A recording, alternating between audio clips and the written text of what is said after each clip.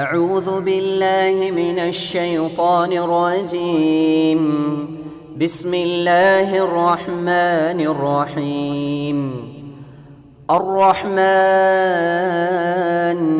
علم القرآن. السلام عليكم ورحمة الله وبركاته. الحمد لله رب العالمين. கண்ணியம் நிறைந்த எல்லாம் வல்ல ஏக இறைவனின் அடியார்களே, தமிழ்நாடு தௌஹீத் ஜமாத் மாநில தலைமையின் சார்பாக வாரந்தோறும் புதன்கிழமைகளில் வாட்ஸ்அப் வழியாக கேட்கப்படுகிற கேள்விகளுக்கு தௌஹீத் ஜமாத் முகநூல் பக்கத்தில் அதற்கான பதில்களை நாம் அளித்து வருகிறோம். இந்த வாரம் கேட்கப்பட்ட கேள்விகளுக்கான பதில்களை நாம் அறியவிருக்கிறோம். ஆரம்பமாக, நான் கம்பெனியில் வேலை செய்கிறேன். கம்பெனியில் சிறுநீர் கழிப்பதற்கு வெஸ்டர்ன் டாய்லெட் முறை வடிவமைக்கப்பட்டுள்ளது. அதிலே நின்று கொண்டுதான் சிறுநீர் கழிப்பதற்கான சூழல் இருக்கிறது. அதுபோன்று நின்று கொண்டு சிறுநீர் கழிக்கலாமா? அதேபோன்று பிறர் பார்க்கும்படியான வகையிலும் சிறுநீர் கழிக்கிற சூழல் இருக்கிறது.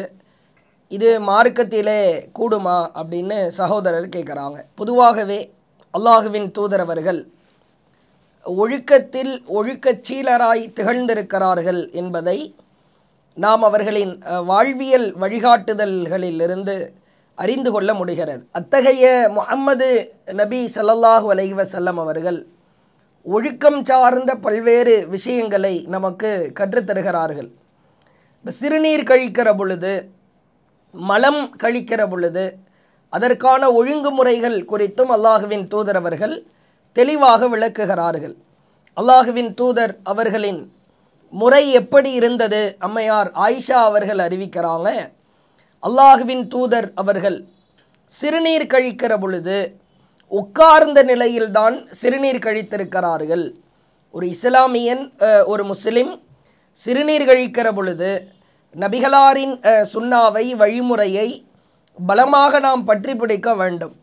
உட்கார்ந்து சிறுநீர் கழிப்பது தான் சிறந்தது, அதுதான் ஏற்றமானதும் கூட.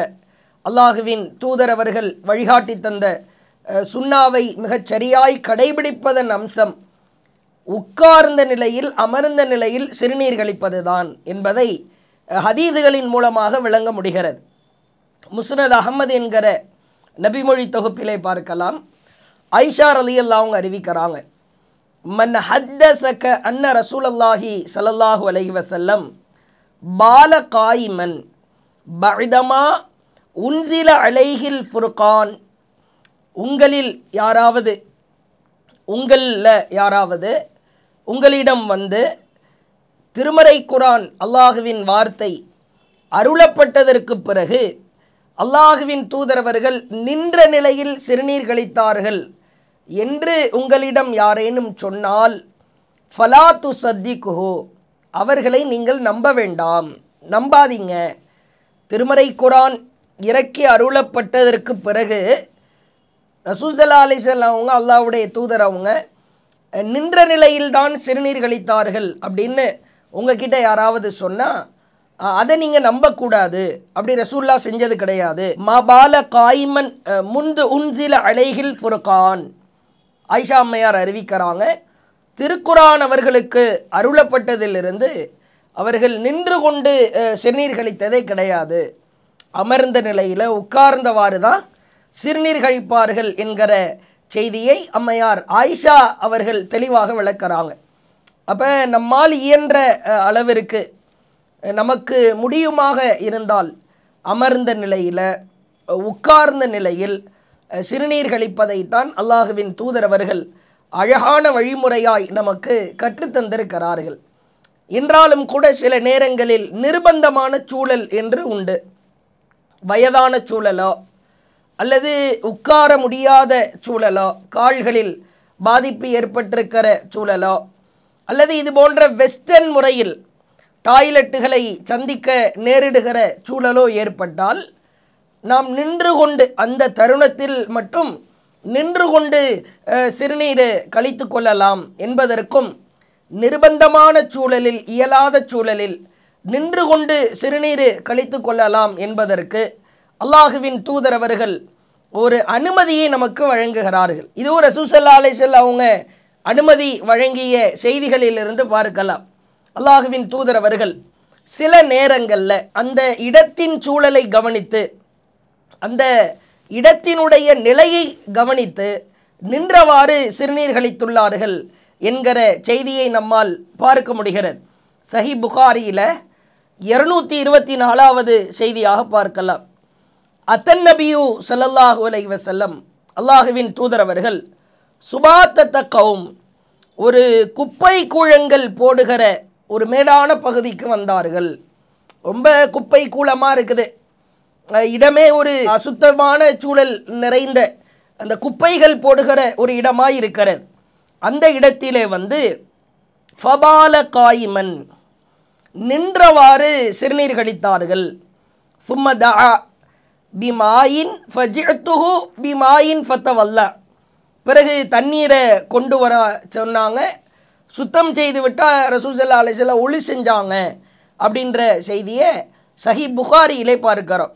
அப்போ இடத்தின் சூழலை கவனித்த அல்லாஹுவின் தூதர் அவர்கள் நின்றவாறு சிறுநீர் கழித்துள்ளார்கள். சில நேரங்களில், பெரும்பாலும் அல்லாஹுவின் தூதர் அவர்கள் உட்கார்ந்த நிலையிலும் அவர்கள் சிறுநீர் கழித்திருக்கிற சூழலை பார்க்கிறோம். ஆனால் சில நேரங்களில் நின்றவாறு சிறுநீர் கழித்திருக்கிறார்கள். இடத்தின் சூழலை கவனித்து, வெஸ்டர்ன் டாய்லெட்டு முறையாக இருக்கிறது, அல்லது சிறுநீர் கழிக்கிற இடம் அசுத்தமான நிலையாக இருக்கிறது, உட்கார முடியல, குப்பை கூழமாக இருக்குது, இது மாதிரியான சூழலாக இருந்தால் நின்ற நிலையில் நாம் சிறுநீர் கழித்து கொள்ளலாம். இப்போ கம்பெனியில் வேலை பார்க்குறீங்க, ஆஃபீஸில் சிறுநீர் கழிக்கிற இடங்களில் பெரும்பாலும் அந்த வெஸ்டர்ன் கலாச்சார முறையில் அதனுடைய டாய்லெட்டுகளை அவர்கள் ஃபிட் செய்திருப்பார்கள், அங்கே பொருத்தி இருப்பார்கள். இப்போ அது மாதிரியான சூழல் தவிர்க்க முடியாத சூழலாக இருக்கிற பொழுது நீங்கள் நின்றவாறு சிறுநீர் கழித்தால் மார்க்கத்தில் எந்த குற்றமும் இல்லை, தவறும் இல்லை. ஆனால் கூடுதலாய் கவனிக்க வேண்டிய ஒரு அம்சம் என்னவென்றால், அக்கம்பக்கத்திலே இருப்பவர்கள் நாம் மறைக்க முடியாத சூழலாய் ஏற்படுகிற பொழுது, மறைக்காத நிலையில் சிறுநீர் கழிக்கிற பொழுது அதை மார்க்கம் வன்மையாய் கண்டிக்கிறது. நம்மால் இயலுமானால் ஒரு அறை போன்ற சிறுநீர் கழிக்கிற இடத்திலே சென்று சிறுநீர் கழித்துவிட்டு சுத்தம் செய்துவிட்டு திரும்புவது சிறந்தது. அது அல்லாமல் சிறுநீர் கழிக்கிற பொழுது அக்கம் பக்கத்திலே நிற்கிற அவர்கள் பார்க்கிற நிலை ஏற்பட்டால் அதை நாம் அவசியம் தவிர்ந்து கொள்ளத்தான் வேண்டும். சிறுநீர் கழிக்கிற பொழுது நின்றவாறு சில நேரங்களில் சிறுநீர் கழித்து கொள்ளலாம், சுத்தம் செய்ய வேண்டும்.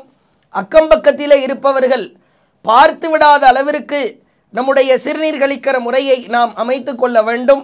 இவைகளை எல்லாம் கவனத்திலே கொள்ள வேண்டும்.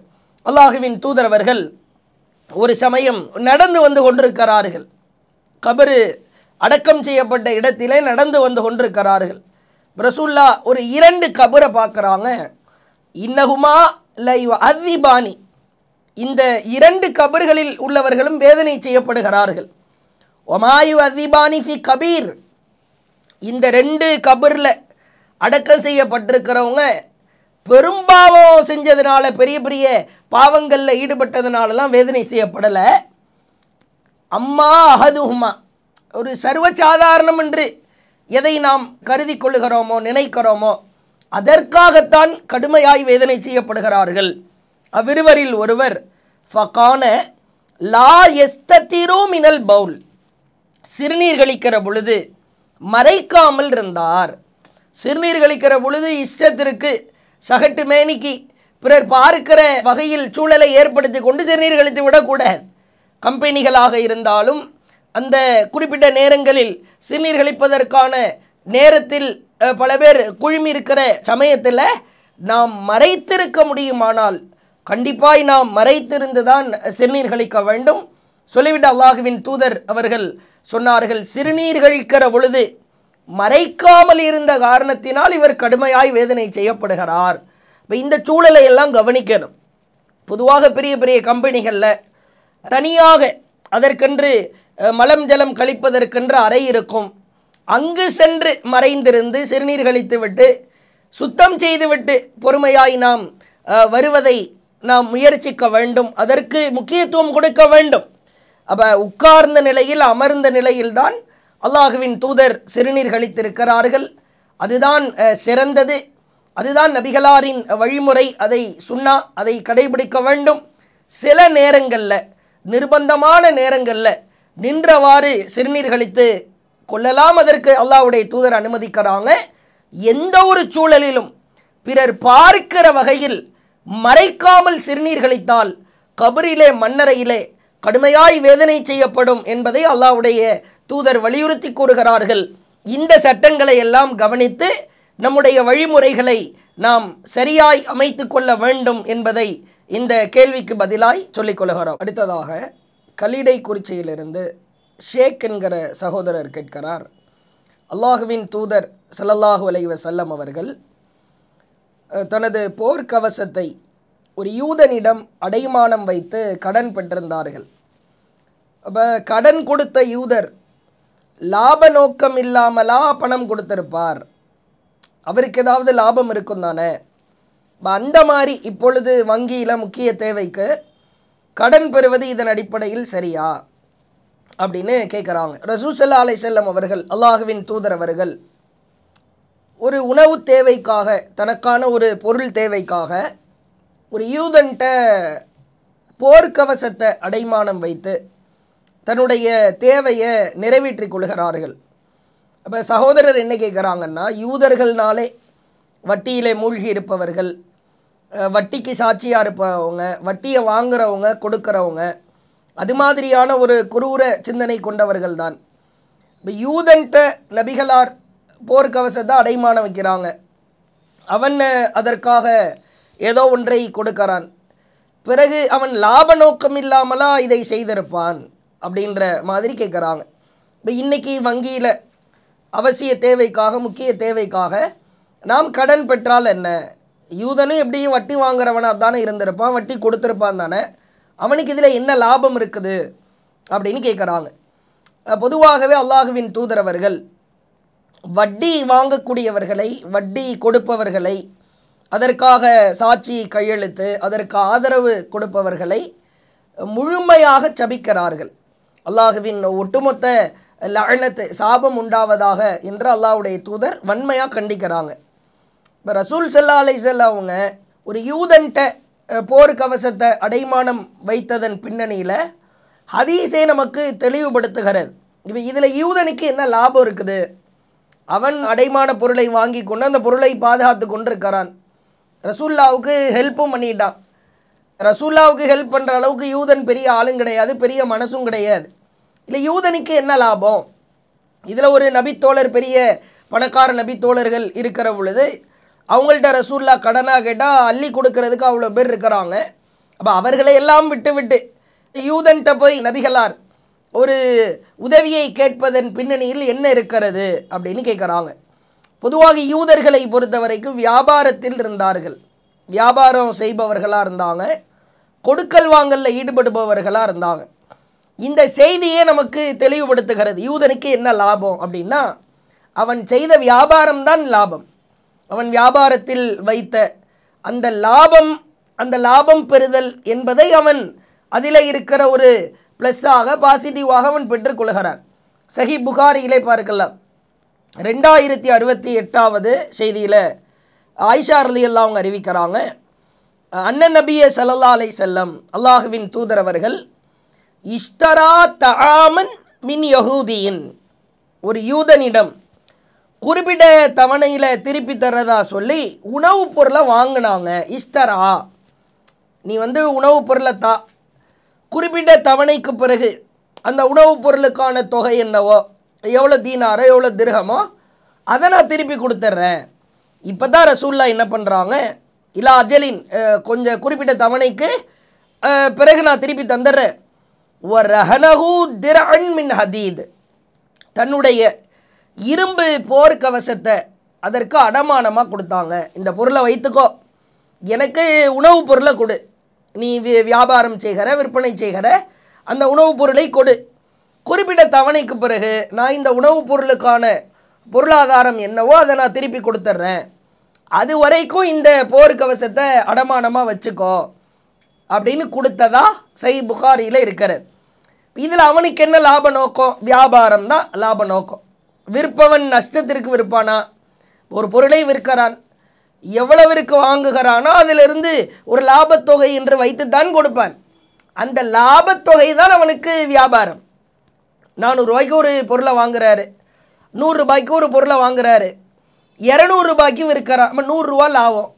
நபிகளார் திருப்பி கொடுக்கிற பொழுது அவன் என்ன ஒரு தொகையை நிர்ணயித்து அந்த பொருளை ரசூல்லாவுக்கு கொடுத்தானோ அந்த ஒரு தொகையை நபிகளார் திருப்பி கொடுப்பார்கள் என்கிற செய்தி நமக்கு தெளிவாக விளங்குகிறது. அதே மாதிரி சஹீஹ் புகாரியில் 2069வது செய்தியாக பார்க்கிறோம். அனஸ் ரலியல்லாஹு அவங்க அறிவிக்கிறாங்க, தீட்டப்படாத கோதுமை, அதே மாதிரி தயாரிக்கப்பட்ட ரொட்டி, வாசனை நீங்கிய உருக்கப்பட்ட கொழுப்பு, இதெல்லாம் ரசூல்லாவிட்ட நான் கொண்டு போனேன். அல்லாஹுவின் தூதர் அவர்கள் தன்னுடைய கவசத்தை ஒரு யூதனிடம் அடைமானமாக வைத்து அவரிடமிருந்து தம் குடும்பத்தாருக்காக தீட்டப்படாத கோதுமையை வாங்கியிருந்தாங்க. நான் ரசூல்லாவுக்குன்னு சில பொருட்களை எடுத்துகிட்டு போனேன். அங்கே பார்த்தா கோதுமை இருந்துச்சு. என்ன அப்படின்னா, யூதன்ட்ட தன்னுடைய கவசத்தை அடமானமாக வச்சு தீட்டப்படாத கோதுமையை வாங்கியிருந்தாங்க.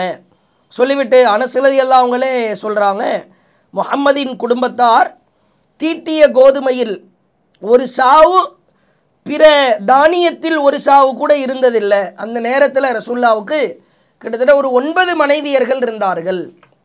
தீட்டிய கோதுமையில் ஒரு சாவோ பிற தானியத்தில் ஒரு சாவோ கூட இல்லாத நிலையில தான் அல்லாஹுவின் தூதர் அவர்கள் திருமணம் முடித்து 9 மனைவியர்களுக்கு தன்னுடைய பணிவிடைகளை எல்லாம் செஞ்சுக்கிட்டு இருந்தாங்க அப்படின்றத அனஸ் ரலியல்லாஹு அவங்க அறிவிக்கிறாங்க.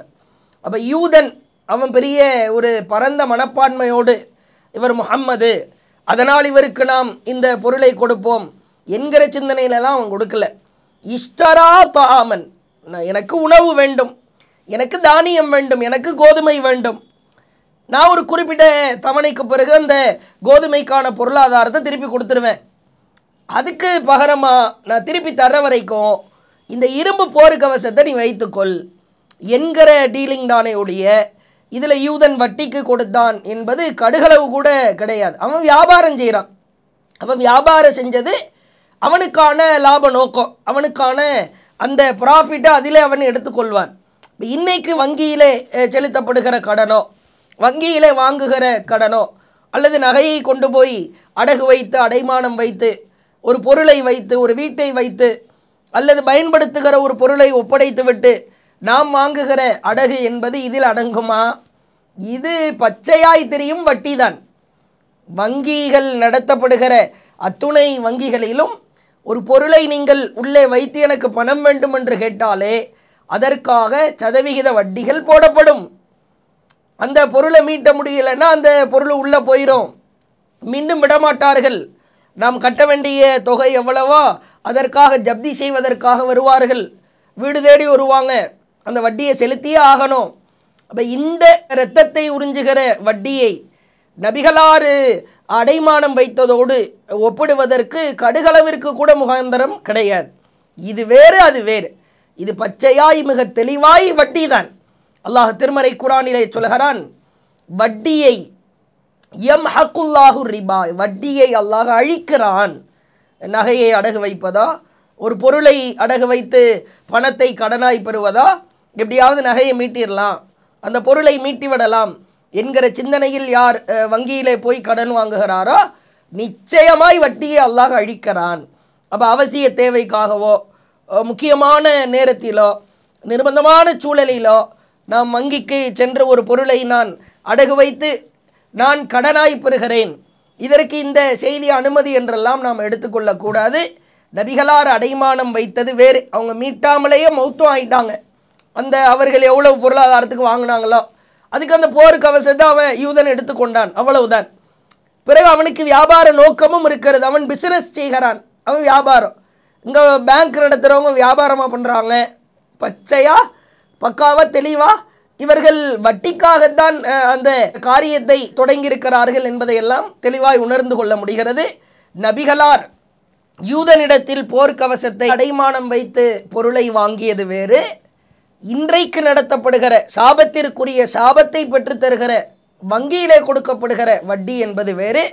இரண்டும் ஒரு காலம் ஒன்றாக முடியாது என்பதை இந்த கேள்வியை கேட்ட சகோதரர் மற்றும் நம் அனைவர்களும் தெளிவாய் புரிந்து கொள்ள வேண்டும் என்பதை இந்த கேள்விக்கு பதிலாய் சொல்லிக் கொள்கிறோம். அடுத்ததாக மோகனூர் பகுதியிலிருந்து சகோதரர் கலீல் ரஹ்மான் அவங்க கேட்குறாங்க, ஒரு மரம் சமூக வலைதளத்திலே இந்த மரத்தை பரப்பி இந்த மரம் தன் கிளைகளை வளைத்து நபிகளாருக்கு நிழல் கொடுத்ததாக ஒரு ஹதீஸு என்னையும் கீழே குறிப்பிட்டு ரீல்ஸு வெளியாகிறது. அதற்கு பின்னணியில் இந்த மரம்தான் ரசூல்லாவுக்கு தன்னுடைய கிளைகளை வளைச்சி நிழல் கொடுத்துச்சு அப்படின்னு சொல்கிறாங்களே, இது உண்மையா? ஆதாரபூர்வமான ஹதீஸில் இது பற்றிய செய்தி எதுவும் இருக்குதா அப்படின்னு கேட்குறாங்க. சில சமயங்களில் மார்க்கத்தை நாம் கற்றுக்கொள்கிற பொழுது எது உண்மையான தகவலோ, எது நபிகளாரின் பெயரால் சொல்லப்பட்டு ஆதாரபூர்வமான சஹீஹான செய்திகளாக இருக்கிறதோ அதை மட்டுமே நாம் எடுத்து வாழ்வியல் வழிமுறையாய் ஏற்று நடக்க வேண்டும். பிறருக்கு எடுத்துரைக்கிற பொழுதும் செய்திகளை பரப்புகிற பொழுதும் அது சமூக வலைதளமாக இருக்கட்டும் அல்லது எடுத்து சொல்லுகிற பயான்களாக இருக்கட்டும், ஆதாரபூர்வமான விஷயங்களை மட்டும்தான் நாம் எடுத்து சொல்ல வேண்டும். பாரதூரமான காரியமாகிவிடும். நபிகளாரின் பெயரால் இட்டுக்கட்டினாலோ அவதூறை சுமத்தினாலோ அது பாரதூரமான காரியம் ஆயிரும். இப்போ ரீல்ஸ் என்கிற பெயரில் சமூக வலைதளங்களில் யூடியூபுகளில் பல்வேறு சேனல்கள் நடத்துபவர்கள் ஏதோ ஏஐ மூலமாகவோ அல்லது ஏஐ விடம் கேட்டோ கூகுளிலே சர்ச் செய்தோ ஹதீது என்றோ ஹதீது இல்லை என்றோ அறிந்தோ அறியாமலோ ஏதாவது ஒரு சில விஷயங்களை எடுத்து போட்டு இது இஸ்லாத்திலே ஆகச்சிறந்த காரியம், இஸ்லாத்தின் மகத்துவத்தை பாருங்கள், நபிகளாரின் கண்ணியத்தை பாருங்கள் என்று இல்லாத விஷயங்களை எல்லாம் எடுத்து கொண்டு வந்து இஸ்லாத்திற்கோ நபிகளாருக்கோ கண்ணியத்தை சேர்க்க வேண்டிய எந்த அவசியமும் இல்லை. இஸ்லாத்தில் அவ்வளோ விஷயங்கள் இருக்கிறது, நபிகளாருக்கு அவ்வளவு அத்துணை சிறப்புகள் இருக்கிறது. அவைகளை வைத்து சொல்லி முடிந்தாலே உலகம் அழிகிற நாள் வரைக்கும் நபிகளாரை புகழலாம், நபிகளாரின் சிறப்புகளை சொல்லலாம். அந்த வரிசையில் ஒரு மரம் ஒன்றை காட்டி ரசூல்லா நின்றுட்டு இருந்தாங்களாம், வெயில் அடிச்சு தான். இந்த மரம் என்ன செஞ்சுட்டா அப்படியே சாஞ்சி தன்னுடைய கிளைகளை வளைச்சி நபிகளாருக்கு நிழல் கொடுத்தது. இன்னமும் இந்த மரம் இருக்கிறது. அன்னைக்கு நிழல் கொடுத்த மரம் இன்னும் உலகத்தில் தான் இருக்குது அப்படின்லாம் ரீல்ஸ் வழியாக சமூக வலைதளங்களின் வழியாக செய்திகளை எடுத்துரைத்து வருகிறார்கள். இது மிகப்பெரிய ஒரு பொய்யான செய்தி தான், இட்டுக்கட்டப்பட்ட செய்தி தான். இதற்கு எந்த அறிவிப்பாளர் வரிசையோ, ஒரு ஹதீஸ் என்று சொன்னால் நபிகளாரிடமிருந்து நபித்தோழர்கள் வழியாக நம்பத்தகுந்தமான அந்த அறிவிப்பாளர் வரிசை தொட்டு இமாம்கள் வரைக்கும் வந்து நிற்கும். அதற்கு தான் ஹதீது வரிசை அறிவிப்பாளர் தொடர் என்பார்கள். இது எல்லோரும் ஏற்றுக்கொண்ட ஒன்று தான். இப்போ இது போன்ற ஒரு செய்தி சொல்லப்படுகிறது, ரசூல்லாவுக்கு நிழல் கொடுத்துச்சு அப்படின்னு. இது ரசூல்லா காலத்தில் நடந்ததாக இருக்கும் பட்சத்தில், நபிகளாருக்கு இது இப்படி நடந்ததாக இருக்கும் பட்சத்தில் செய்தியை அறிவித்தது யார், யார் இதை எடுத்து சொன்னது, எந்த புத்தகத்திலே பதிவு செய்யப்பட்டிருக்கிறது? வரலாற்றிலே இது போன்று ஆயிரக்கணக்கான லட்சக்கணக்கான கட்டுக்கதைகள் உண்டு. இது போன்ற கதைகள் வரலாறிலே உண்டுதான், வரலாறிலே இருக்கிறது, இட்டுக்கட்டப்பட்ட செய்திகளாக இருக்கிறது. இப்போ ஒரு செய்தி என்று சொன்னால் அது போகிற போக்கிலே கேட்கிற செய்திகளை எல்லாம் நாம் பரப்பிவிடக்கூடாது. இது ரீல்ஸ் வழியாக போட்டு இதன் மூலமாக இஸ்லாத்தையும் நபிகளாரின் கண்ணியத்தையும் தூக்கி உயர்த்தி விடலாம் என்கிற சிந்தனை தேவையே கிடையாது. நல்ல செய்திகள் மூலமாய், சஹீஹான செய்திகள் மூலமாய் எவ்வளவோ விஷயங்கள் மூலமாக ரசூல்லாவுடைய கண்ணியத்தை நாம் உயர்த்த முடியும். இப்படி ஒரு மரம் வெயிலில் நின்று கொண்டிருந்த நபிகளாருக்கு தன் கிளைகளை வளைத்து நிழல் கொடுத்ததாக ஒரு செய்தி இட்டுக்கட்டப்பட்ட பொய்யான செய்தி தான். இது எந்த ஆதாரபூர்வமான நபிமொழி தொகுப்பிலும் இல்லை, நபிமொழி செய்தியாய் இல்லை. இது ஒரு இட்டுக்கட்டப்பட்ட செய்தி. அல்லாஹ்வுடைய தூதர் சொன்னாங்க, மன் கதப அலைய முத்த அம்மிதன் ஃபல்யத்தபவ்வா மகாதஹு மினன் நார். என் மீது யார் வேண்டுமென்றே பொய் உரைக்கிறாரோ, நான் சொல்லாதவற்றையெல்லாம் சொன்னதா யார் பொய் சொல்கிறானோ அவன் தன்னுடைய இருப்பிடத்தை நரகத்தில் அமைத்து கொள்ளட்டும் என்று அல்லாஹுவின் தூதர் வன்மையாக கண்டிச்சிருக்கிறாங்க. இது போன்ற ரீல்ஸுகளை பார்ப்பவர்கள், யூடியூப் சேனல்கள் வழியாக மக்களுக்கு கருத்து சொல்ல போகிறோம், அதை சொல்லி முடிக்கும் போது கடைசியாக ஒரு ஹதீஸோடு முடிக்கிறோம் என்று வெளியிடுபவர்கள் எல்லாம் இது சரியான செய்தியா, ஆதாரபூர்வமான ஹதீஸா, நபிகளார் இதை கூறியிருக்கிறார்களா என்பதையெல்லாம் ஆய்வு செய்து பகுத்தாய்வு செய்து தான் நாம் வெளியிட வேண்டும். இல்லை என்றால் பொய்யர்களின் பட்டியலிலே நாம் வந்து விடுவோம். இதுபோன்று நிழல் கொடுத்ததாக உள்ள செய்தி, கிளைகளை வளைத்து ஒரு மரம் ரசூல்லாவுக்கு நிழல் கொடுத்துச்சு அப்படின்ற செய்தி இட்டுக்கட்டப்பட்ட செய்தியாகத்தான் இருக்கிறது என்பதை இந்த கேள்விக்கு பதிலாக சொல்லிக் கொள்கிறோம். அடுத்தபடியாக சகோதரர் கேட்குறாங்க, பற்களை சரி செய்து கொள்ளலாமா? அகலமாக இருக்கிறது, கம்பிகளை போட்டு பற்களுக்கென்று பொருத்தப்படுகிற அந்த கம்பிகளை போட்டு பற்களை சரி செய்து கொள்ளலாமா? இது மார்க்கத்தில் கூடுமான்னு கேட்குறாங்க. அல்லாஹுவின் தூதர் அவர்கள் சில முறைகளை, சில வழிமுறைகளை நீங்கள் செய்கிற பொழுது இறைவனின் சாபத்தை பெற்று விடுவீர்கள் என்று வன்மையாக கண்டிச்சிருக்கிறாங்க. அது என்ன முறை, என்ன வழிமுறை அப்படின்றத சஹீ புகாரியிலே நாம் பார்க்கலாம். அல்லாஹுவின் தூதர் அவர்கள் கூறுகிற செய்தியை நம்மால் பார்க்க முடிகிறது. ரசூல் ஸல்லல்லாஹு அலைஹி வஸல்லம் சொன்னாங்க, யார் பச்சை குத்தி விடுகிறாரோ, பச்சை குத்தி கொள்கிறாரோ, அதே போன்று அழகிற்காக ஒட்டுமுடி வைப்பவர், ஒட்டுமுடி வைத்து கொள்பவர், பற்களை அறத்தால் தேய்த்து அந்த வரிசையை சரிப்படுத்துகிறவங்க, இவங்களையெல்லாம் அல்லாஹ் சபிக்கிறான், அல்லாஹுவின் சாபம் இறங்குகிறது என்று அல்லாஹுவின் தூதரவர்கள் வன்மையாய் கண்டித்திருக்கிறார்கள். அப்போ பச்சை குத்தக்கூடாது, பச்சை குத்தி விடக்கூடாது, ஒட்டுமுடி வைக்கக்கூடாது, வைத்து விடக்கூடாது, பற்களின் வரிசையை பல்லு மேலையும் கிளையுமா இருக்கும், அழகுக்காக அப்படியே அறத்தால் தேய்த்து அதை வரிசைப்படுத்துவது, இது போன்ற காரியங்களை எல்லாம் அல்லாஹ்வுடைய தூதர் கண்டிச்சிருக்கிறாங்க. அல்லாஹ்வுடைய சாபத்திற்குரிய காரியம் என்று கூட சொல்லியிருக்கிறார்கள். ஆனால் மருத்துவத்திற்காக பற்களினுடைய வரிசைகள் அழகிற்காக இல்லாமல் அதனுடைய இடையூறு ஏற்படுகிறது, ரொம்ப டிஸ்டர்பாக இருக்குது, சாப்பிட முடியல, அல்லது தனக்கென்று ஒரு நிர்பந்தமான சூழல் ஏற்படுகிறது, மிக அகலகலமாக இருக்கிறது, இது போன்ற சூழலுக்காக பற்களிலே கம்பிகளை வைத்து கட்டுவதோ, அல்லது பற்களுக்கென்று அதற்கென்று தனிப்பட்ட மிஷின்கள் மூலமாய் அந்த பற்களை சரி செய்து கொள்வதோ, இது அழகிற்காக சரி செய்வது என்று வராது. நல்லா இருக்கிற பல்ல வெட்டி அதை நீட்டாக வரிசைப்படுத்தி அது சரிப்படுத்துவது அழகிற்காக என்று வரும். இங்கே பல்ல அழகாகவே இல்லை, ஏற்கனவே இங்கே மோசமாக இருக்கிறது, அகலகலமாக இருக்கிறது, பல்லு ரொம்ப இடையூறு ஏற்படுத்துகிறது. இது மாதிரியான சூழலில் மார்க்கத்தின் அடிப்படையில் மருத்துவத்திற்காக அந்த பற்கள் அகலமாய் இருக்கிற பற்களை நாம் நெருக்குவதற்கென்று அதற்கென்று சில கருவிகள் இருக்கிறது, கம்பிகள் பொருத்துவார்கள், அதற்கென்று சமீப காலத்தில் அறிவியல் வளர்ச்சியில் மிஷின்கள் இருக்கிறது, குறிப்பிட்ட சில மணி நேரங்களில் அதை நெருக்குவதற்கான வாய்ப்புகளை எல்லாம் ஏற்படுத்தி தருகிறார்கள். மருத்துவத்திற்காக செய்து கொள்ளலாம். அல்லாஹுவின் தூதர் காலத்தில் அர்ஃபஜா அப்படின்ற ஒரு நபித்தோழர், பொதுவாகவே ஆண்களுக்கு தங்கம் அனுமதி கிடையாது, தங்கம் ஹராம், தடுக்கப்பட்டிருக்கிறது, தங்க ஆபரணங்களை அணியக்கூடாது, இந்த ஆண்களுக்கு தடை, ஹராம். இந்த அர்ஃபஜான்ற நபித்தோழர் அறிவிக்கிறாங்க, சுனன் நசாயி என்கிற நபிமொழி தொகுப்பில் 5070வது செய்தியாக பார்க்கலாம். உசீப அன்ஃபுஹு யௌமல் குலாப் ஃபில் ஜாஹிலியா, அறியாமை காலத்தில் சண்டை நடந்தது, அந்த சண்டையில் என் மூக்கு உடஞ்சி போயிடுச்சு, மூக்கில் அடிக்கிறாங்க, மூக்கு உடஞ்சிருச்சு, அறியாமை காலத்தில் ஏற்பட்ட சண்டையில். ஃபத்தகத அன்ஃபம் மின் வரக், வெள்ளியிலான ஒரு மூக்கை நான் செஞ்சு பொருத்திக்கிட்டேன், மூக்கை ஃபுல்லாக செதைச்சி உடைச்சிட்டாங்க, நான் இப்போ என்ன பண்ணுறேன், அது மாதிரி வெள்ளியிலான ஒரு மூக்கை எடுத்து பொருத்தினேன். ஃபஅன்தன்ன அலைஹி, அது என் உடலுக்கு ஏற்றதா இல்லை, ரொம்ப ஸ்மெல்லு வர ஆரம்பிச்சிருச்சு, ரொம்ப ஒரு அருவருக்கத்தக்க ஒரு கெட்ட வாடை வீசக்கூடியதாக அந்த வெள்ளி மூக்கு ஆயிருச்சு.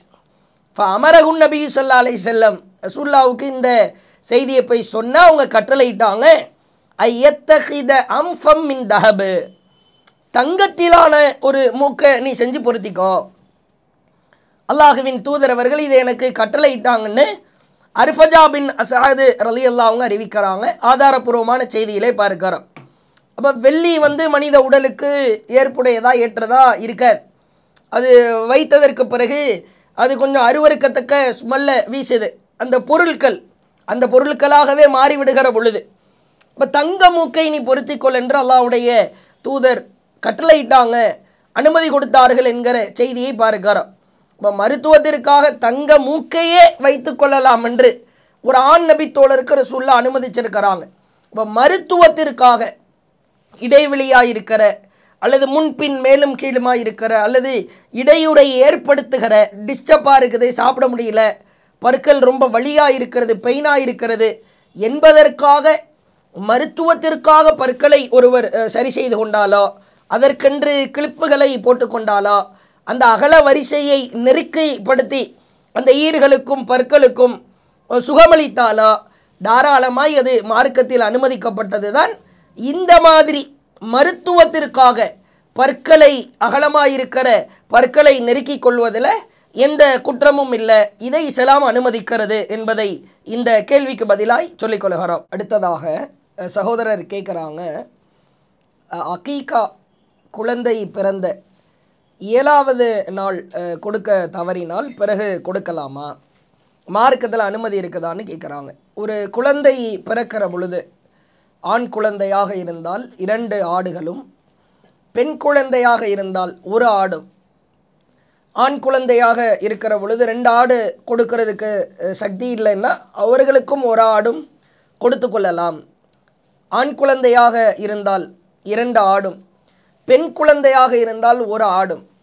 குழந்தை பிறந்த 7வது நாளன்று கொடுப்பதற்கு பெயர் அகீகா என்று மார்க்கத்திலே சொல்லப்படும். இந்த அகீகா 7வது நாள் தான் கொடுக்கணுமா, 7வது நாள் கொடுக்க தவறிட்டோம், வேறு நாட்களில் கொடுத்துக்கலாமா அப்படின்னு கேட்குறாங்க. அல்லாஹுவின் தூதர் அவர்கள் சொல்லுகிற செய்தியை பார்க்கிறோம். அபூதாவுது என்கிற நபிமொழி தொகுப்பில் 2838வது செய்தியாக இருக்கிறது. அன்ன ரசூலுல்லாஹி ஸல்லல்லாஹு அலைஹி வஸல்லம் குல்லு குலாமின் ரஹீனத்தும் பி அகீகா, ஒவ்வொரு குழந்தையும் அகீகாவோடு பிணைக்கப்பட்டிருக்கிறது, அகீகாவுக்கு பொறுப்பாக இருக்கிறது, பொறுப்பாக்கப்பட்டுள்ளது சொல்லிட்டு ரசூலுல்லாஹ் சொன்னாங்க. துதுபஹு அன்ஹு யௌம சாபிஆ, குழந்தை பிறந்த 7வது நாள் அந்த குழந்தைக்காக அதனுடைய பொறுப்பாளர் அந்த குழந்தைக்காக 7வது நாள் அகீகா கொடுக்க வேண்டும், ஆடு அறுக்கப்பட வேண்டும். வயுஹ்லக், அந்த 7வது நாள் முடியம் அழிக்கணும். வயுசம்மா, பெயரும் சூட்ட வேண்டும் என்று அல்லாஹ்வுடைய தூதர் நமக்கு இதை வலியுறுத்தப்பட்ட ஒரு வழிமுறையாக கற்றுத்தர்றாங்க. நபிகளாருடைய சுன்னா, வலியுறுத்தப்பட்ட சுன்னா. அப்போ யௌம சாபிஆ 7வது நாளன்று தான் நாம் அகீகா கொடுக்கணும் அப்படின்னு தெளிவாக இருக்கிறது. யுஹ்லக் 7வது நாள் முடிமளிக்கணும். யுசம்மா 7வது நாள் பெயர் சூட்டப்படணும். பெயர் சூட்டுவது அதற்கு முன்பு சூட்டுவதற்கும் மார்க்கத்தில் அனுமதி இருக்குது. 7வது நாளுக்கு பிறகு பெயர் சூட்டுவதற்கும் மார்க்கத்தில் அனுமதி இருக்கிறது. அதற்கு வேறு செய்திகள் ஆதாரபூர்வமாக இருப்பதை நாம் பார்க்கிறோம். ஆனால் அகீகாவை பொறுத்த வரைக்கும் 7வது நாள் அன்றும் அந்த முடியை மலிப்பதை பொறுத்த வரைக்கும் 7வது நாள் அன்று கொடுப்பது சுன்னத்திலே அடங்கும், ரசூலுல்லாஹ்வுடைய வழிமுறையிலே அடங்கும். இப்போ அல்லாஹ்வுடைய தூதர் ஒரு குறிப்பிட்ட நாளை சொல்லி இந்த நாளில்தான் கொடுக்க வேண்டும் என்று சொன்னதற்கு பிறகு அதற்கு மாற்றமாக வேறு நாளில் நாம் கொடுத்தா அது தர்மம் என்கிற அடிப்படையில் போய் சேரும், சதகாவுடைய நன்மை கிடைக்கும். அந்த குழந்தைக்காக அகீகா என்கிற பொறுப்போடு பிணைக்கப்பட்டிருக்கிறது, அது பொறுப்பாக்கப்பட்டிருக்கிறதுன்னு ரசூலுல்லாஹ் சொன்னாங்க தானே. அந்த சுன்னத்தின் அடிப்படையில் அது குழந்தைக்கான அந்த அகீகா என்கிற சுன்னாவாக வராது. 7வது நாள் தான் ரசூலுல்லாஹ் கொடுக்க சொல்லியிருக்கிறாங்க. இப்போ முடியை நாம் மழிக்கிறோம், 7வது நாள் மழிக்கிற சூழல் இல்லை குழந்தைக்கு, மருத்துவ ரீதியாக செய்யக்கூடாதுன்னு சொல்கிறாங்க. வேறு நாளில் மழிச்சிக்கலாம், வேறு நாளில் மழித்து கொள்ளலாம், அனுமதி இருக்கிறது. ஆனால் அது இந்த 7வது நாளிலே மலிப்பதை அல்லாஹ்வுடைய தூதர் சுன்னத்துன்னு சொல்கிறாங்கல்ல, அந்த சுன்னத்தில் அது வராது. அது மாதிரி தான் நீங்கள் 7வது நாள் இல்லாமல் மற்ற நாளில் நீங்கள் கொடுத்தீங்கன்னா சாதாரண தர்மம் சதக்கா என்கிற அடிப்படையில் அது வேறு நன்மை கிடைக்கும். அக்கீக்கா கொடுத்துட்டோம், ரசூல்லா சொன்ன அந்த 7வது நாளில் கொடுக்க சொன்ன அக்கீக்காவை நாம் கொடுத்துட்டோம் அப்படின்ற அடிப்படையில் அது வராது. அதே மாதிரி பலவீனமான செய்திகளும் இருக்கிறது. அக்கீக்கா சம்பந்தமாக 7வது நாள் மிஸ் ஆயிருச்சா, கொடுக்க முடியலையா, 14வது நாள் கொடுத்து கொள்ளலாம், 21வது நாள் கொடுத்து கொள்ளலாம் என்கிற செய்தி முஅஜமுஸ் ஸகீர் தபரானி என்கிற நபிமொழி தொகுப்பில் 723வது செய்தியாக பலவீனமான ஹதீஸாக தஈஃபான ஹதீஸாக பதிவு செய்யப்பட்டிருக்கிறது. ரசூலுல்லாஹ் சொன்னாங்களா, அல் அகீகத்து துதுபகுலி சபஅ, அகீகாவை 7வது நாள் நீங்கள் ஆர்டர்த்து கொடுங்க. அவ அர்பஅஷரா, அது கொடுக்க முடியலையா 14வது நாள் கொடுங்க. அவ ஹத வைஷரீன், அதுவும் கொடுக்க முடியலையா 21வது நாள் ஆர்டர்த்து கொடுங்க. இதை தபரானி என்கிற நபிமொழி தொகுப்பில் இருக்கிறது. இது ஆதாரபூர்வமான செய்தி அல்ல. இந்த செய்தியை அறிவிக்கிற இஸ்மாயில் பின் முஸ்லிம் என்பவர் பலவீனமான ஒரு அறிவிப்பாளர். அதனால் இந்த செய்தி தஈஃபான செய்தி. இந்த செய்தியை வச்சு சில பேர் சட்டம் எடுப்பாங்க. இந்த செய்தி ரசூல் ஸல்லல்லாஹு அலைஹி வஸல்லம் அவங்க சொல்லாத பலவீனமான செய்தியாக பதிவு செய்யப்பட்டிருக்கிறது. அகீகா என்பது குழந்தை பிறந்த 7வது நாள் அன்று ஆடு அறுக்கப்பட வேண்டும், 7வது நாள் அன்று முடி மழிக்கப்பட வேண்டும்.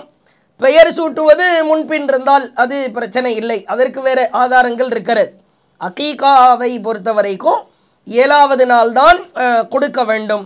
அது தவறிவிட்டால் அதற்கு பிறகு நீங்கள் கொடுப்பது அகீகா என்கிற அந்த சுன்னாவை பேணியதாய் வராது. வேறு வேறு தர்மமோ சதக்காவோ நீங்கள் கொடுத்த நன்மைதான் கிடைக்கும்.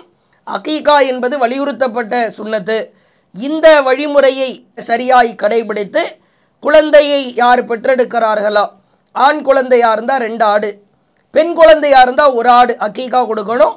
ஆண் குழந்தையாக இருந்தாலும் 1 ஆடு கொடுப்பதற்கும் மார்க்கத்தில் அனுமதி இருக்கிறது என்பதை இந்த கேள்விக்கு பதிலாய் சொல்லிக் கொள்கிறோம். அடுத்ததாக திருநெல்வேலியை சார்ந்த சகோதரர் முன்னா அப்படின்றவங்க கேட்குறாங்க, கணவர் இறந்த பிறகு 2ஆம் திருமணம் முடிக்கும் பெண்ணிற்கு பருவ வயது அடைந்த பெண் இருக்கிறார். அந்த பெண் தன்னுடைய தாயின் 2வது கணவரிடம் ஹிஜாபை பேண வேண்டுமா அப்படின்னு கேட்குறாங்க. கணவர் இறந்துட்டாங்க, அந்த பெண்ணுக்கு அந்த கணவர் மூலமாய் பிறந்த பெண் குழந்தை இருக்கிறது. அவர் வயதுக்கு வந்து விட்டார், பருவ வயதை அடைஞ்சிட்டார். இப்போ அந்த பெண் கணவர் இறந்ததற்கு பிறகு இன்னொரு திருமணம் முடிக்கிறாங்க. அவர் வேறு ஒரு ஆணை திருமணம் முடிக்கிறார்கள். இப்போ தன்னுடைய 2ஆம் கணவர் வந்ததற்கு பிறகு ஏற்கனவே தனக்கு பருவ வயது அடைந்த ஒரு பெண் குழந்தை இருக்கிறாங்கல்ல, இந்த பெண் குழந்தை தன்னுடைய 2ஆம் கணவனிடம் ஹிஜாபை பேணணுமா? ஹிஜாபை பேணுவது என்றால் முகம் முன்கையை தவிர எல்லாமே மறைச்சிருக்கணும், முழுசா தலை மறைக்கப்படணும், உள்ளே அணிந்திருக்கிற ஆடை நாம் மறைக்க வேண்டும். அந்த ஹிஜாபை இவர்கள் பேண வேண்டுமா அப்படின்னு கேட்குறாங்க. மார்க் அடிப்படையில் மஹரமான உறவுகள் யார், யார் யாரிடத்தில் ஹிஜாபை பேண வேண்டும், ஹிஜாபை பேணாமல் தளர்த்தி கொள்ளுகிற நபர்கள் யார், சாதாரணமாக நாம் அணிந்திருக்கிற ஆடைகளில் யார் யாரிடம் இருந்து கொள்ளலாம் என்பதை அல்லாஹ் மிக தெளிவாக நமக்கு எடுத்து சொல்கிறார். திருமறை குர்ஆனில் 4வது அத்தியாயம் சூரா அன்னிசாவில் 23வது வசனமாய் பார்க்கலாம். யாரெல்லாம் மஹரமான உறவுகள், திருமணம் செய்வதற்கு தடுக்கப்பட்ட உறவுகள் யார், திருமணம் செய்வதற்கு அனுமதிக்கப்பட்ட உறவுகள் யார், திருமணம் செய்வதற்கு யாரெல்லாம் தடுக்கப்பட்ட உறவுகளாக இருக்கிறார்களோ அவர்களிடத்தில் நாம் இயற்கையாய் நாம் அணிந்திருக்கிற ஆடையோடு தலையில் முக்காட்டு துணி இல்லாமல் அல்லது ஹிஜாபு பேணாமல் நாம் இருந்து கொள்ளலாம். திருமணம் செய்வதற்கு அனுமதிக்கப்பட்ட நபர்கள் யாராக இருந்தாலும் சபையில் இருக்கிற பொழுது நாம் ஹிஜாபை பேண வேண்டும். இப்போ அல்லாஹ் குர்ஆனில் சொல்கிறான், யார் யாரிடத்திலெல்லாம் நாம் ஹிஜாபை தளர்த்தி கொள்ளலாம், மஹரமான உறவுகள் யார். அல்லாஹ் சொல்கிறான், உங்கள் தாய்மார்கள், உங்கள் மகள்கள், உங்கள் சகோதரிகள், உங்கள் தந்தையின் சகோதரிகள், உங்கள் தாயின் சகோதரிகள், உங்கள் சகோதரனின் மகள்கள், உங்கள் சகோதரியின் மகள்கள், உங்களுக்கு பாலூட்டிய தாய்மார்கள், உங்கள் பால்குடி சகோதரிகள், உங்கள் மனைவியரின் தாய்மார்கள் சொல்லிட்டு அல்லாஹ் அடுத்து சொல்கிறான், ஒரு அபாயிக்கும் உல்லாத்தி ஃபி ஹுஜூரிக்கும் மின் நிசாயிக்கும் அல்லாத்தி தகல் தும்பிகின்ன. இதில் தான் அல்லாஹ் இந்த கேள்விக்கான பதிலும் உள்ளே இருக்கிறது. அல்லாஹும் சொல்லுகிறான், நீங்கள் சுகம் அனுபவித்த, திருமணமாகி குடும்ப வாழ்க்கையில் ஈடுபட்ட மனைவி இருக்கிறார்கள் அல்லவா, அவர்களுக்கு முந்தைய கணவன் மூலமாய் பிறந்த உங்கள் பொறுப்பில் வளருகிற மகள்கள் அவர்களும் உங்களுக்கு மகரமானவர்கள். அல்லாஹ் தெளிவாக சொல்கிறான். இப்போ நீங்கள் திருமணம் முடிச்சிருக்கிறீங்க, திருமணம் முடித்த உங்களுடைய மனைவி இருக்கிறாங்கல்ல, அவர்களுக்கு முந்தைய கணவர் மூலமாக பிறந்த பெண் மகள் உனக்கு மகரம். உன் மனைவி, அந்த மனைவியினுடைய பருவமடைந்த அந்த மகள் முந்தைய கணவர் மூலமாக பிறந்திருப்பாங்க, அவர்கள் மகரமானவர்கள் தான் என்று அல்லாஹ் தெளிவாக அதிலே வரையறுக்கிறான். சொல்லிவிட்டு சொல்லுகிறான், இது மாதிரியான ஆட்கள்கிட்ட நீங்கள் ஹிஜாபை பேண தேவையில்லை, ஹிஜாபை தளர்த்தி கொள்ளலாம், நீங்கள் அணிந்திருக்கிற ஆடையோடு இவர்களிடத்திலே சாதாரணமாய் இருந்து கொள்ளலாம் என்பதை அல்லாஹ் பதிய வைக்கிறான். அப்போ ஒரு பெண் இரண்டாவது திருமணம் முடிக்கிறார், அந்த கணவர் தன்னுடைய திருமணமான மனைவிக்கு ஏற்கனவே திருமணமான கணவருக்கு பிறந்த ஒரு பெண் குழந்தை இருந்தால் அந்த பெண் இந்த ஆணுக்கு மகரம், அந்த ஆண் இந்த பெண்ணுக்கு மகரம். அவரிடத்தில் ஹிஜாபை பேண தேவையில்லை, அவர்களோடு வெளியே செல்லலாம், அவர்களோடு தனிமையில் இருக்கலாம். ஒரு தகப்பன் மகள் அப்படின்ற உறவு அந்தஸ்தில் தான் வருவாங்க, தான் மனைவியை திருமணம் முடித்த காரணத்தினால்.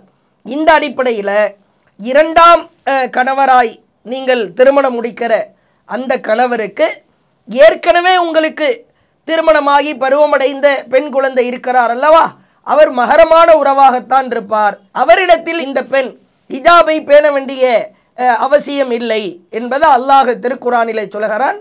அந்த விஷயத்தையே இந்த கேள்விக்கு பதிலாய் சொல்லிக் கொள்கிறோம். அடுத்ததாக சகோதரி ஒருவர் கேட்கிறார், பெண்கள் உணவு உண்ணும்போது பாங்கு சொல்லும்போது தலையில முக்காடு அணிய வேண்டுமா அப்படின்னு கேட்குறாங்க. பெண்களாக இருப்பவர்கள் சாப்பிடும் போதும் பாங்கு சொல்லுகிற நேரத்திலும் தலையில் முக்காட்டு துணியை போடணுமா அப்படின்னு கேட்குறாங்க. அல்லாஹ்வுடைய தூதர் அவர்கள் பெண்கள் தன்னுடைய தலையை மறைக்க வேண்டிய நேரங்கள், ஹிஜாப் அணிய வேண்டிய இடங்கள், சூழல்கள் எல்லாத்தையும் தெளிவாக விளக்குறாங்க. அதில் அல்லாஹ்வுடைய தூதர் சொன்னாங்க, எந்த பெண்ணுக்கு தொழுகிற நேரத்தில் தொழுகையை நிறைவேற்றுகிற பொழுது தலையை மறைக்காமல் முக்காட்டு துணி எந்த பெண்ணுக்கு இல்லையோ அந்த பெண்ணின் தொழுகையை அல்லாஹ் ஏற்க மாட்டான். முக்காட்டு துணின்றது தொழும்போது அவசியம், கட்டாயமாக போடணும். அதே மாதிரி ஹிஜாபு போடுகிற பொழுது, ஹிஜாப் அணிகிற பொழுது அந்நிய ஆண்களுக்கு முன்னால் திருமணம் முடிக்கிறதுக்கு தடுக்கப்பட்ட மகரமான உறவுகளை தவிர அது தாண்டி நாம் எந்த அந்நிய ஆண்களை பார்க்கிற பொழுது, சந்திக்கிற பொழுது, வெளியே வருகிற பொழுது முகம் முன் கைகளை தவிர மீதமுள்ள அனைத்து உறுப்புகளும் மறைக்கப்பட வேண்டும். ஹிஜாபு அணியணும், இந்த நேரத்தில் தலையும் மறைக்கப்படணும். இது மாதிரியான சூழல்களை ரசூலுல்லாஹ் கற்றுத்தர்றாங்க. சாப்பிடும்போது பெண்கள் தலை திறந்திருந்தால் வீட்டில் இருக்கிற பெரியவர்களோ அல்லது வயதான பாட்டிமார்களோ, பெண் குழந்தையாக இருக்கிற வயசுக்கு வந்துருச்சு இன்னும் தலையை திறந்து போட்டு சாப்பிட்றீங்க, தலையில் முக்காட்டு போட்டு சாப்பிடு அப்படின்னு சொல்லுகிற வழக்கம் இருக்கிறது. பாங்கு சொல்லும்போது டிவி பார்த்துட்டு இருப்பாங்க, பாங்கு சொல்கிற நேரத்தில் தலையில் முக்காடு போடுவாங்க வால்யூமை குறைச்சிட்டு. ஆனால் தொழுவாங்களா அப்படின்னு கேட்டால் அது சந்தேகம்தான். முக்காட்டு துணியை போட்டுக்கொள்வார்கள். இதெல்லாம் மார்க்கத்தில் அனுமதியே கிடையாது. சாப்பிடும்போது பெண்கள் தலையை மறைக்கணும் அப்படின்றதுக்கு ஏதாவது ஆதாரம் இருக்குதா? ரசூலுல்லாஹ் அப்படி எதுவும் சொன்னாங்களா? தன்னுடைய மனைவியரோடோ தன்னுடைய மகள்களோடோ உணவு உண்ணுகிற பொழுது, எத்தனையோ நபித்தோழியர்கள் உணவு உண்ணுகிற பொழுது தங்கள் தலைகளை மறைத்தார்கள் என்று எங்கும் ஆதாரம் உண்டா? ஒரு ஆதாரம் கூட இல்லை. இப்போ மார்க்கத்தில் எது சொல்லப்பட்டிருக்கிறதோ அதை மட்டுமே நாம் கடைபிடிக்க வேண்டும். சொல்லப்படாத விஷயங்களை எல்லாம் நாம எடுத்துக்கொண்டு கடைபிடிக்கக்கூடாது. இப்போ பெண்கள் உணவு உண்ணுகிற பொழுது தலையை மறைக்க வேண்டும், முக்காட்டு துணியை போட வேண்டும் என்பதற்கு எந்த ஆதாரமும் இல்லை. இப்போ கூட்டு குடும்பமாக இருக்கிறோம், தன்னுடைய குடும்பத்தாரோடு சேர்த்து அண்ணன் குடும்பம் அல்லது நாத்தனார் குடும்பம் அல்லது தன்னுடைய கணவருடைய குடும்பம் என்று கூட்டு குடும்பமாக இருக்கிறீங்க, ஒரே இடத்திலே அமர்ந்து சாப்பிடுகிறீர்கள். இப்பொழுது இயற்கை ஆடையோடு வரக்கூடாது. அங்கே திருமணம் முடிக்கிறதுக்கு அனுமதிக்கப்பட்ட உறவுகளும் இருப்பாங்க, திருமணம் முடிக்கிறதுக்கு தடுக்கப்பட்ட மகரமான உறவுகளும் இருப்பாங்க. மாமனார் இருப்பார், கணவருடைய சகோதரன் இருப்பார், அல்லது கணவனுடைய உறவுகள் தன்னுடைய மாமனாரோடு கூட பிறந்த அண்ணன் தம்பிகள்லாம் இருப்பாங்க, அல்லது தன்னுடைய மாமியாரோடு உடன் பிறந்த சகோதரர்கள்லாம் இருப்பாங்க. இவர்களெல்லாம் நமக்கு மகரமானவர்கள்ன்ற லிஸ்ட்டில் வரமாட்டாங்க. இப்போ கூட்டு குடும்பமாக இருக்கிற பொழுதும் சில நேரங்களில் வீடுகளில் எப்படி நாம் நமக்குன்னு மகரமான உறவுகள்கிட்ட எப்படி இயற்கை ஆடையோடு வந்து உட்கார்ந்து அமர்ந்து சாப்பிடுவாங்களா, அதே மாதிரி சாப்பிடுகிற சூழல் ஏற்படுகிறது. அதை மார்க்கம் வன்மையாய் கண்டிக்கிறது. கூட்டாக சேர்ந்து சாப்பிட்றீங்க, கூட்டு குடும்பமாக இருக்கிறீங்கன்னா கண்டிப்பாக ஹிஜாப் அணிந்து தான் உட்காரணும், ஹிஜாப் அணிந்து தான் சாப்பிடணும். கூட்டு குடும்பமாக இருக்கிற பொழுது மகரமானவர்களும் இருப்பார்கள், மகரம் அல்லாத திருமணம் முடிக்க அனுமதிக்கப்பட்டவர்களும் இருப்பார்கள். அந்த நேரத்தில் தலையை மறைத்து உடல்களை எல்லாம் மறைத்து முகம் முன்கையை தவிர மீதம் இருக்கிற அனைத்து உறுப்புகளையும் மறைத்து ஹிஜாப் அணிந்து தான் நாம் சாப்பிட வேண்டும். இந்த விஷயத்தை கவனத்தில் வச்சுக்கணும்.